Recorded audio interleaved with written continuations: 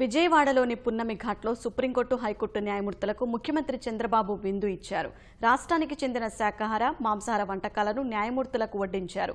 Bezawada bar association ఏర్పాటు చేసిన exhibition ప్రారంభించేందుకు వచ్చిన సుప్రీంకోర్టు న్యాయమూర్తులు justice Ranjan Gogoi, justice NV Ramana, high court న్యాయమూర్తులు justice Ramasubrahmanyam, justice Praveen Kumar, justice Seshasai, justice Satyanarayana, justice Chowdary ఈ విందుకు హాజరయ్యారు.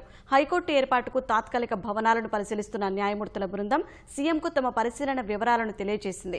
గన్నవరం విమానాశ్రయం సమీపంలో వెటర్నరీ కళాశాల భవనం, ఇబ్రహీంపట్నం వద్ద నిమ్రా కళాశాల ప్రాంగణం, నాగార్జున విశ్వవిద్యాలయం, రైన్ ట్రీ పార్కు వద్ద భవనాలను పరిశీలించినట్లు ముఖ్యమంత్రికి వివరించారు.